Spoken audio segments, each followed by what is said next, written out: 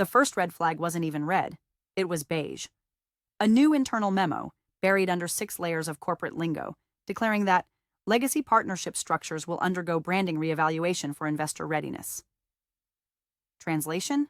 They were coming for my clients, the ones I'd built from scratch, the ones I'd taken midnight calls for when their dashboards crashed during Black Friday, the ones who sent me Christmas cards with their dogs dressed like elves.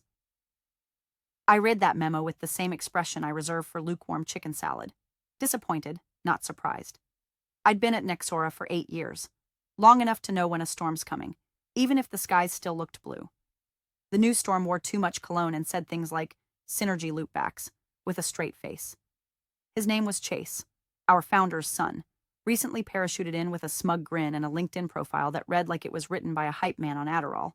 He was the kind of guy who'd use 3 slides to explain how to open Google Calendar. At first, I tried to be optimistic. I even smiled through the first 2 reorg meetings, thinking, okay, this is temporary.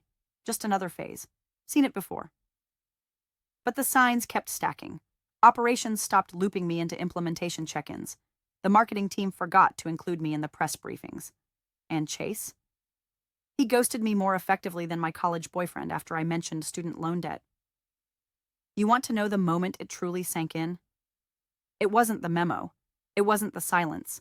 It was the all hands when Chase announced a new client loyalty dashboard, flashing a graph that had one of my clients' logos pasted on it sideways. Sideways. The man couldn't even drag and drop in Canva correctly, and yet somehow he had the board eating out of his hand with fake charts and buzzwords. And hey, if you're 5 minutes into this story and already wondering how it ends, I promise, it's worth sticking around. If you enjoy a slow burn corporate takedown seasoned with just the right amount of poetic justice, give this story a like and hit that subscribe button. It's free, and it really does keep our small but mighty team fueled on caffeine, sarcasm, and righteous rage. Anyway, back to Chase, the budget Napoleon with a god complex. He started holding invite-only brand alignment summits that coincidentally excluded anyone who'd been at the company more than a fiscal quarter. The whispers started right after. People in the finance team nudging me in the hallway like, hey, just so you know, we're consolidating legacy account leads. One even said, they're trying to decouple personalities from accounts. Translation, they wanted me out of the narrative before the IPO hype train really left the station. It got weirder. The founder, our original captain, now semi-retired, used to do monthly check-ins with me. They stopped. I emailed. No reply. Not even a cent from my iPhone. Just digital tumbleweeds. And Chase? He kept dodging my one-on-one requests like I was offering him a colonoscopy instead of a 15-minute sync. At one point, I walked into a strategy meeting uninvited and the room fell quiet like I was a ghost. Not even a seat at the table. Just a forced smile from a junior analyst who mouthed, I'm sorry, like I'd just walked in on my own eulogy. Still, I held my ground. I kept doing the work. Because that's the thing about being old guard. We don't need the spotlight to be effective. I knew the anchor client inside out. Their Q4 expansion goals, their procurement bottlenecks, even the CIO's golf handicap. I'd stayed up on vacation to debug their rollout. I'd sent their VP of Ops a condolence basket when his dog died. I was stitched into the fabric of their success. But Chase didn't see relationships. He saw logos on pitch decks. He thought slapping them into IPO materials without consent was just storytelling. I tried warning him, tried explaining that trust isn't a download metric. It's a living, breathing thing that takes years to build and minutes to nuke. He chuckled, said, Don't worry, Susan. The client's loyal to the brand, not you. And just like that, the storm clouds weren't on the horizon anymore. They were above my desk. I started documenting. Not out of paranoia, but protocol. When the tide turns, you either swim harder or grab a damn lifeboat. I chose the third option.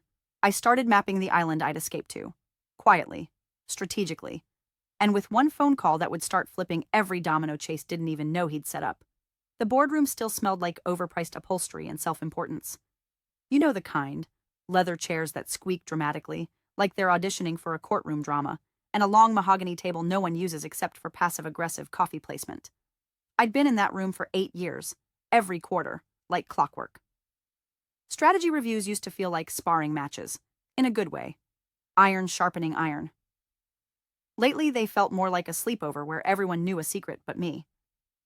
Chase strutted in 10 minutes late, no laptop, Just that smug aura and a ceramic mug that said data-driven. He waited until we'd made it through the first hour, market growth, pipeline status, expansion targets, before clearing his throat with the kind of theatrical pause that would have made a middle school drama teacher proud. "I want to acknowledge someone today," he said, eyes flicking toward me like a man tossing a grenade into a kiddie pool. "Susan has decided to step down from her role as VP of Strategic Partnerships to pursue personal opportunities." Silence. The kind that doesn't just fall, it crashes. I didn't blink, didn't breathe, just stared straight ahead while the new blood around the table offered polite nods, like I'd announced I was going to start watercoloring in the Catskills or sell organic granola at farmers markets. One of the junior board members, a venture guy with hair like a hedgehog, muttered, "Oh wow, congrats, Susan." Another said, "Well earned," like I'd just been crowned prom queen instead of gutted mid-sentence. No one looked at me, except the founder. Harold. He was there, sort of. Semi-retired and slumped into his chair like gravity was stronger in that corner of the room. The man who'd built this company with calloused hands and late-night pizza. He didn't meet my eyes, just sipped his coffee and stared at the window behind me. Chase had neutered him, turned him into a cardboard cutout of company legacy. I used to look up to Harold. In that moment, I realized he wasn't a shield anymore. He was a prop. Then Chase said it, with a smirk so smug it should have been taxed. "The client is loyal to our brand, not her." It was surgical. Not loud, not cruel, just clinical. As if he were reading the expiration date on a bottle of milk. Not one person in that room challenged it, not even a raised brow. I'd never felt more erased by people who used to cheer when I walked in. I didn't flinch, didn't give him the goddamn satisfaction, but I memorized every face in that room, every folded hand, every fake smile, every silence. My response was simple. I took the packet of printed Q2 forecasts in front of me, turned to the last page, and under client risk factors, I added in pen, "Anchor relationship potentially volatile due to leadership transition." No one noticed. No one cared. They thought I was taking notes on my own burial. Chase moved on like he'd just announced a vending machine upgrade. "We'll be redistributing client portfolios under the new partner success framework," he said, which meant nothing but sounded shiny. There were nods, fake enthusiasm. One woman even clapped. I think she was scared she'd be next. I left the room 5 minutes later, excusing myself to make a call, and walked straight to the roof. The wind hit like reality, and I let myself feel it, just for a minute. The betrayal. The professional murder dressed in corporate civility. They'd fired me without technically firing me. No severance, no press release. Just a clean PR lie about personal opportunities. I stared out at the skyline and let one sentence repeat in my mind like a prayer, or maybe a curse. The client is loyal to the brand, not her. Funny thing about loyalty, when you build it right, it doesn't die. It waits, and I knew exactly who to call next. It ended with a laminated folder and a woman named Trisha from HR who blinked too much. Not because she was nervous, because she was bored. Like she'd done this exact routine 7 times this week already, and I was just another speed bump on Chase's road to streamlining leadership structures. She handed me the folder with the smile of someone offering a child a flu shot. "Standard NDA," she chirped. Nothing unusual. I flipped through the pages like I was skimming a menu at a bad diner. Legalese dressed up like kindness. Don't sue us. Don't talk to the press. Don't breathe in a tone we dislike. No severance negotiation. Just a curt final paycheck and a vague transition plan that didn't exist. Trisha leaned forward like she was giving me a tip on good Thai food. Chase wanted to make this graceful. You know, quiet. Quiet. That's corporate speak for we don't want to admit what we just did. I signed the NDA with the same pen I'd used in that board meeting. Silver ink, smooth glide. A gift from the anchor client, years ago. I left the pen on the table when I stood. Just a little rebellion. Let Chase buy his own damn stationery. By Monday morning, my access was gone. Email dead. Slack wiped. Badge disabled. No goodbye post. No exit interview. Just a void where my career had stood for 8 years. The kind of void that echoes. I went home and sat on the floor for 3 hours, listening to the dishwasher run, just so something in my life still sounded productive. On Wednesday, my phone rang. Not my work phone. My personal cell. Number only a few clients had. Caller ID, M. Halverson. My heart kicked in my chest. The new CIO, anchor client. I picked up and said her name before she said mine. Hey, Michelle. There was a pause, then her voice, sharp and low. Why am I finding out from LinkedIn that you're gone? I swallowed the bitterness. Guess you didn't get the new loyalty dashboard memo. She didn't laugh. Chase hasn't returned a single email in 2 weeks. His assistant told us new client success workflows are being piloted. I waited.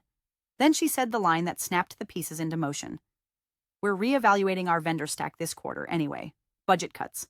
You free for coffee? I don't remember what I said. Something neutral.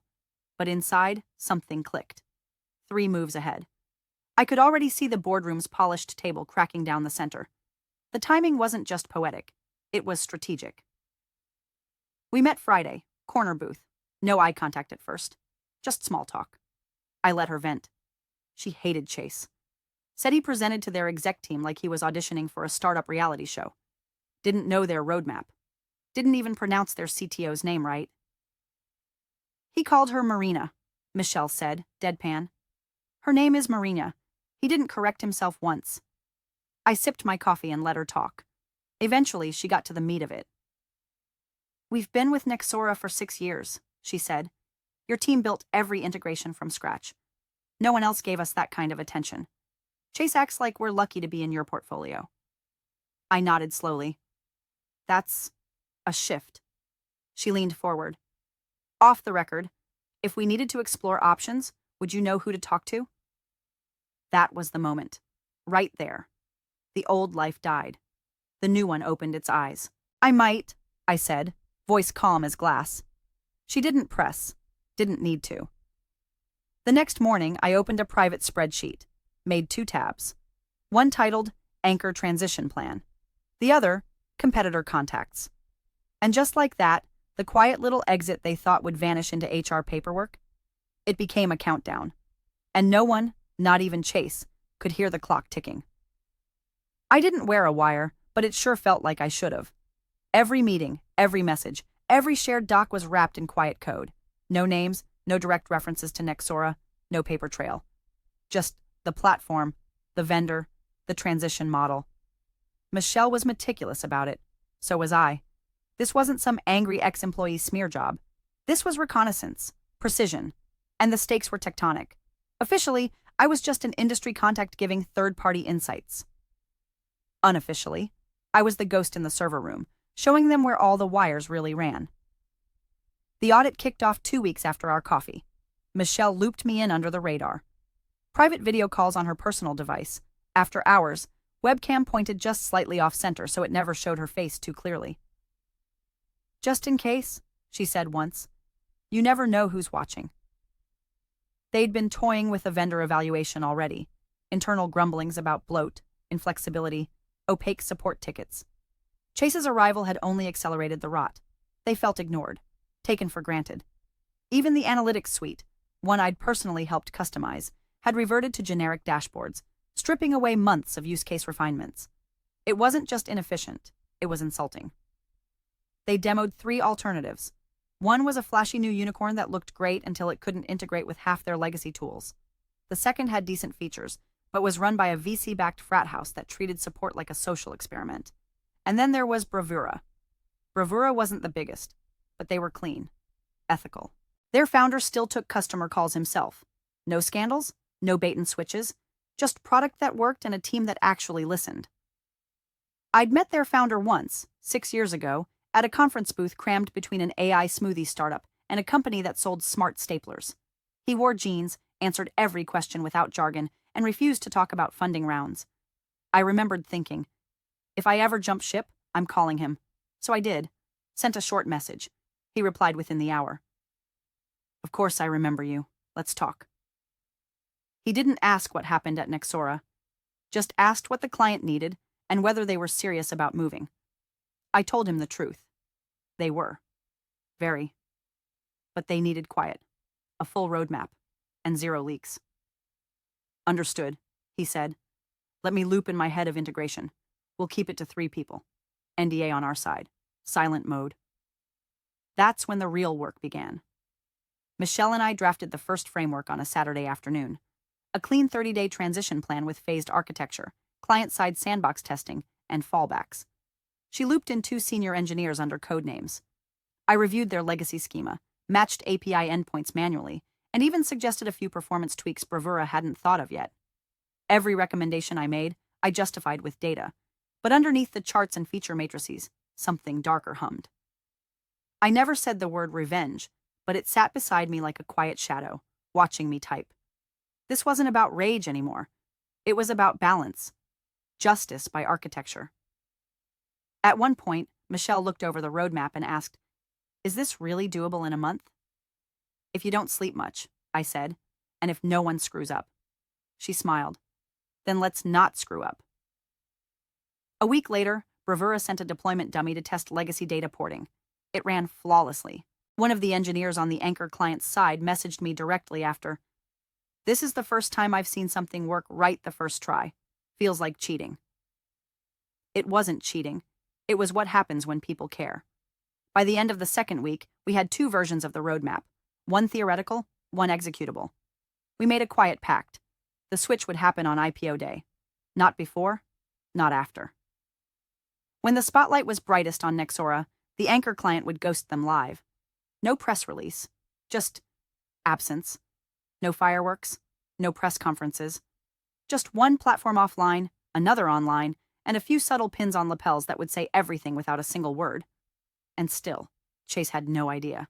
He was too busy selling a future that no longer existed. They put my name in a press packet. Not directly, of course. They were slicker than that.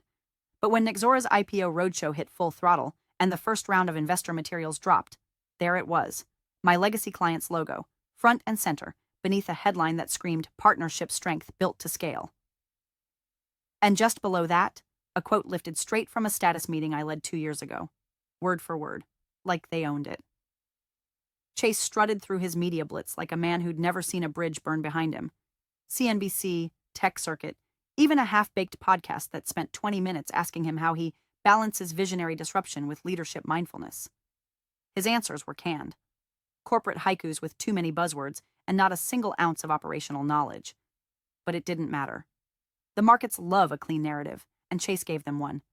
Founder's son reinvents startup, clients thriving, IPO imminent. He pitched my client, as the cornerstone of Nexora's next phase. Said they'd committed to scale with us through Q4 and beyond. I almost laughed. Not because it was bold, because it was lazy.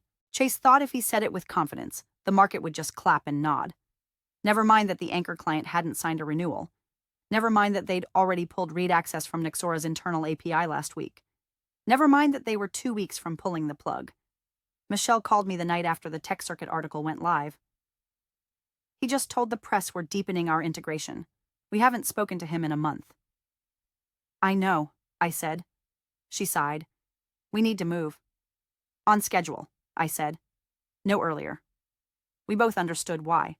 Timing was everything. If they flipped before the IPO, Chase could pivot, spin it. Say they were always phasing out old contracts.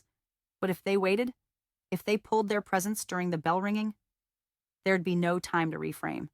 No elegant exit. Just a live implosion. Still, it burned. Watching Chase walk through glass doors into studios I used to brief. Smirking like he built the trust I'd handcrafted over late-night calls and product triage sprints. It burned watching him wrap himself in my clients like a trophy coat, showing off something he didn't earn and couldn't maintain. Then came the call from Bloomberg. Blocked number. Female voice. Cool, clipped, curious. "Hi, Susan. I'm with Bloomberg Business. We're doing background on Nexora's IPO run. Off the record. We're hearing the anchor account might be shopping around. Any comment?" I could feel the heat rise up my spine.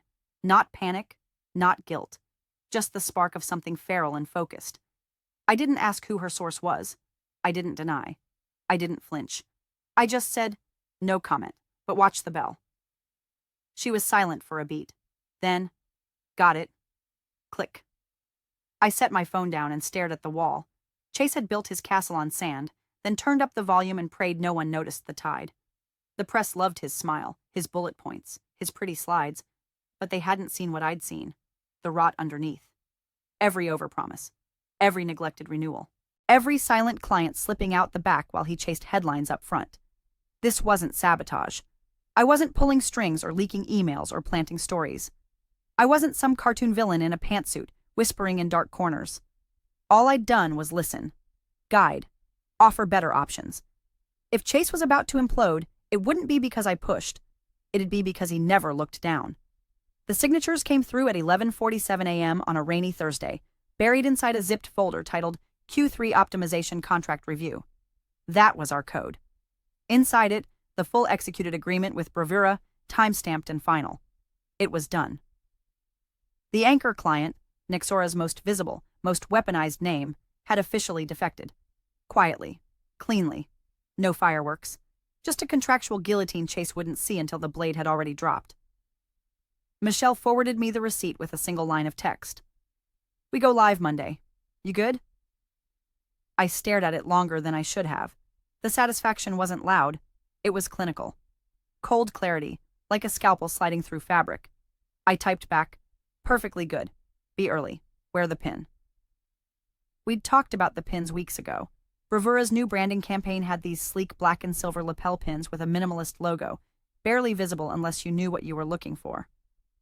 Michelle ordered them for her team with express shipping. No one would say a word. No one needed to. They'd just stand there, in the right place, at the right time, and the message would write itself. That night, I got a call from Bravura's founder. You never asked for anything, he said, but we'd like to offer you a formal advisory role. Quiet, flexible, no org chart. Just show up when we need someone smart. He didn't say, as a thank you. He didn't need to. I paused just long enough to feel the shift under my feet. I accept, I said. Just keep my name out of the press. Always. We hung up, and I sat in the dark for a while, watching the window as the city lights blurred with rain. This was what power felt like. Not noise, not headlines. Just control. A well-lit hallway where every door opened because you picked the lock quietly, months ago. I spent the weekend coaching Michelle's team through the final motions. Unpairing integrations, decoupling user access tokens, flagging legacy scripts for shutdown. Not sabotage. Just a clean, surgical uncoupling of a relationship that had already died the moment Chase uttered those fateful words in that boardroom. The client is loyal to our brand, not her. Funny how brand loyalty doesn't hold up when the face of the brand doesn't know your industry, your infrastructure, or your name. Every step of the exit plan had a dual purpose. Decommissioning Nexora without triggering alerts, and onboarding Bravura so smoothly that no one from legal or IT on either side would flinch. I trained their ops lead on how to phrase internal memos so they wouldn't trip compliance alarms. I wrote email drafts for department heads that sounded like routine optimization updates. At one point, I even helped rewrite one of Bravura's onboarding scripts so it mimicked Nexora's interface down to the font spacing, just enough to keep casual users from panicking. Transition isn't about force. It's about frictionless movement, like a knife sliding between ribs without hitting bone. By Sunday night, the anchor client's entire user base had been migrated in shadow mode. All that remained was the flip. Activation set to coincide with Nexora's IPO bell, not a second before. That Monday would be all cameras, confetti, and stock tickers. And while Chase stood under the bright lights, grinning like he'd just reinvented the wheel, Michelle and her team would be there too, standing quietly on the edges of the celebration in crisp suits and those silent little pins, watching the spectacle unfold with the stillness of people who already knew how the story ended. No press release, no warning shot, just a vanished logo, an empty partnership page, and a competitor's presence in the one place Chase thought he controlled. And him, he still had no idea. He was too busy rehearsing sound bites. The invite came on Friday. Subject line, Legacy Team, IPO participation and bell ceremony access. No note, no signature, just a blocky PDF with a QR code and a dress code suggestion, smart formal, no dark denim. I stared at it like it might explode. I didn't know if it was an oversight, a courtesy, or a setup. Maybe someone on the comms team hadn't purged the old guard list. Maybe Chase wanted to parade his success in front of the people he stepped over. Or maybe, just maybe, he was arrogant enough to believe I posed no threat at all. By Sunday night, I'd picked out a gray wrap dress that made me look approachable but unreadable. My heels were polished. My nails were bare. I wore no jewelry except a small pin on my jacket. Nothing branded. Just a silver circle. I didn't want to outshine the moment. I wanted to absorb it, like a mirror catching the last flash before the bulb burned out. The ceremony was held downtown, in a rented hall with crystal chandeliers and screens looping highlight reels of Nexora's journey to IPO. It looked like a wedding video shot by a tech bro. Cue music, logos dissolving into each other, phrases like trusted innovation and scalable partnerships floating over fake B-roll of smiling engineers who didn't work there anymore. I walked in through a side entrance, badge scanned by a disinterested intern. No one stopped me. No one asked why I was there. I drifted toward the back of the room, where the light was softer and the handshakes fewer.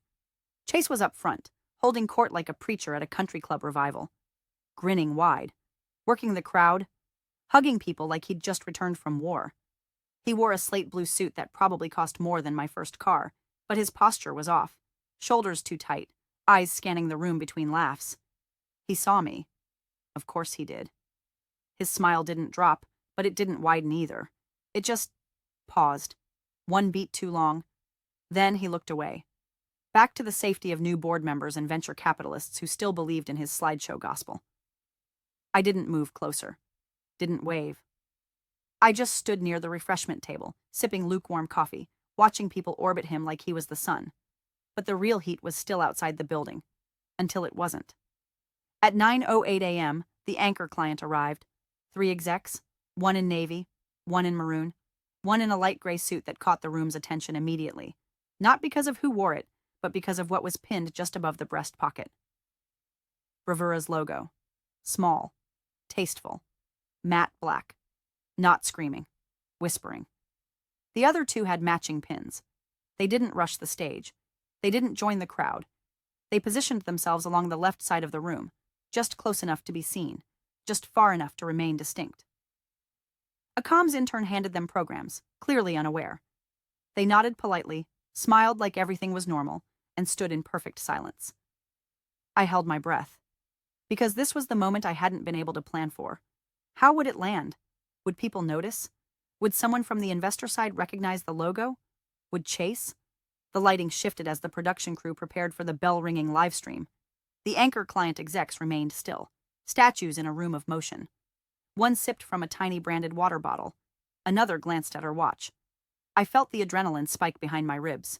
Not fear, not guilt, just power. Raw, surging awareness that everything was now balanced on a hair. A logo. A glance. A pause on camera long enough to invite a question. Chase adjusted his tie, patted the podium, laughed too loud at something someone whispered. He didn't look left. He didn't dare look left, because deep down, he knew. And I didn't need to say a single word. She had the kind of camera that meant business. Not a phone, not a touristy DSLR, a real rig, matte black and humming faintly with heat, perched on her shoulder like it knew secrets. She'd been working the room casually all morning, capturing B-roll of smiles, handshakes, awkward laughter from men who thought they were important. The Bloomberg patch on her mic was subtle, but I saw it. So did the Bravura execs. One of them turned slightly toward her, not enough to pose, just enough to be visible. The lapel pin caught the light for exactly half a second. And that's all it took. The reporter paused, squinted, lifted the viewfinder, zoomed. I watched the moment hit her, the slow blink, the exhale through her nose. She steadied the shot, panned left to catch the second pin, then the third. No one flinched. They weren't hiding. They just stood there like diplomats at a funeral, stoic, untouchable, immune. She lowered the camera and turned to the guy next to her, a man in a blazer 3 sizes too big, holding a clipboard and chewing gum like it was his last link to reality. "Kill the story," she said flatly. He looked at her, confused. "What?" She didn't even look back at the stage. The anchor investor just pulled out. He froze, gum paused mid-chew. "Are you sure?" She just nodded, the kind of nod that doesn't leave room for debate. Then everything started tilting. I saw it ripple through the room in slow, beautiful waves. One investor furrowed his brow. Another glanced at his phone, then back at the Bravura pins. A junior associate whispered something to her boss and was immediately shushed, too late. The air changed, went sharp. Too quiet. Like the oxygen had been pulled from the room and replaced with electricity. And then came the whisper. It started somewhere to the left of Chase, a lean man with a Bluetooth earpiece and panic blooming in his expression. He leaned in, said something into Chase's ear that made the smile falter. Not fall, not yet. Just skip, like a scratched CD. Chase's head tilted a degree to the left. His eyes flicked, barely, to the bravura team. He didn't speak, didn't blink, but his jaw set, hard. That was the tell. The panic wasn't loud, it was internal combustion. You could see him calculating, is this a stunt? A mistake? Did legal miss something? Am I about to be blindsided on live television? I stood near the back, coffee in hand, posture loose. Not smiling, not smirking, just watching. He scanned the crowd like a drowning man looking for land, trying to find anyone, anything to signal this was still under control. But there were no lifelines, only faces, watching, waiting, noticing. The Bloomberg reporter had already packed up her gear. Her camera crew followed her out like a funeral procession. Chase's hand dropped from the podium. He leaned over to whisper something to his COO, but the man was already 2 steps behind, staring down at his phone in horror. The screen reflected in his glasses. Probably Slack blowing up, inbox hemorrhaging, someone from finance typing in all caps. The bell ceremony hadn't even started yet. And the narrative? Already shattered. He still had to go through the motions. Smile for the cameras, thank the board, lift that stupid ceremonial gavel like he wasn't bleeding out in real time. But anyone who knew what they were looking at could already see the ruin under the polish. And me? I didn't need a headline, didn't need a podium. I just needed to stand there, steady and still, as the machine began to eat itself alive. Power doesn't always scream. Sometimes it watches. Chase stood center stage, flanked by the board like a man trying to look regal on a crumbling float. The bell was oversized, gleaming, obnoxious. Cameras flashed, live stream counters ticked up. Somewhere, confetti cannons were being prepped backstage like it was the Macy's Day Parade for egos. The host gave a practiced intro. A new era in scalable innovation, customer-centric momentum, transformational leadership, and then motioned for Chase to take the gavel. He gripped it like he wasn't sure if he should ring a bell or bash in the truth. I watched from the wings. The bravura execs stood a few feet ahead of me, still statues in their tailored suits, hands folded, lapel pins catching just enough light to whisper the story before the bell ever could. Chase cleared his throat, smiled, lifted the gavel, and dropped it. Not far. Just enough to clatter. Enough to send a hollow clang through the mic feed, sharp and awkward and perfect. His smile stuttered, split-second panic, but he recovered, laughed too loudly, grabbed it again. The audience offered a chuckle, confused, like they weren't sure if they were witnessing a human moment or the beginning of a car crash. He raised it again and rang the bell. The clang was theatrical, empty. It echoed. The live stream rolled on, stock ticker bar crawling across the bottom like a worm on hot pavement. The bell rang, the applause hit, and somewhere in the middle of it, I saw movement. Maroon suit, bravura pin. The anchor client's executive, Michelle's boss, stepped down from the back row of the stage and walked toward the elevators. Not rushed, not sneaky, deliberate. As he passed through the crowd, he leaned in and said something, quiet, but caught on a stray mic, to a man in a charcoal suit. Bravura's founder. They didn't shake hands, just a whisper, a nod, and then the elevator doors opened and swallowed them both. That was it. That was the broadcasted obituary. Within 5 minutes, Bloomberg's site pulled the highlight reel. CNBC didn't rerun the segment. By the time Chase made it to the green room, 3 investors had already canceled interviews. By lunch, Slack channels across half the enterprise clients were buzzing. Did the anchor flip? Why was Bravura there? Was that a setup? The stock opened soft. Trading volume spiked, but not the way they wanted. Sell orders trickled like a leaky faucet, then gushed. Someone tweeted a clip of the dropped gavel with the caption, "Symbolism much?" By 3 p.m., the board went into emergency session. The head of finance stopped returning Chase's calls. The CMO locked her calendar. HR put a hiring freeze on executive recruiting until further notice. And Harold, the founder, the man who once called me the heart of the client portfolio, called. He didn't waste time. Was it you? I looked out the window of my apartment, phone cradled against my cheek like it weighed nothing at all. I didn't do anything, Harold. Pause. Static. I see, he said. And in those 2 words, he told me everything. He knew. The board knew. Every single executive in the room knew what had happened, even if they couldn't prove it. Even if there'd be no lawsuit, no press release, no name in the trades. They knew who flipped the game. I didn't need revenge. I didn't need headlines. I got something cleaner. Better. As the market spun and Chase's legacy shattered on live television, I sat in quiet stillness, sipping cold coffee and watching the city blink under a gray sky. My name wasn't in the story, but it was written between every line.